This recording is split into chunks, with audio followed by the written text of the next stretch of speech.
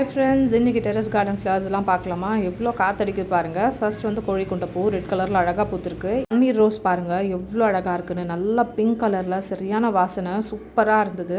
And next வந்து பார்த்திங்கன்னா Amar lily, இது வந்து ஆரஞ்சு கலரில் இருக்கும். இந்த பூ பார்த்திங்கன்னா மொத்தமாக ஒரு 4 மொட்டு வரும். ஒரு பூவாக பூத்து முடியும். ஒன்று முடிஞ்சதுக்கப்புறமா இன்னொன்று பூக்க ஆரம்பிக்கும். பார்க்கவே அழகாக இருக்கும். அண்ட் அதே மாதிரி சங்குப்பூவும் நிறைய பூத்துருக்கு. இந்த ப்ளூ கலரில் இருக்க சங்குப்பூ பார்த்திங்கன்னா சூப்பராக நிறைய பூ பூத்துருக்கு.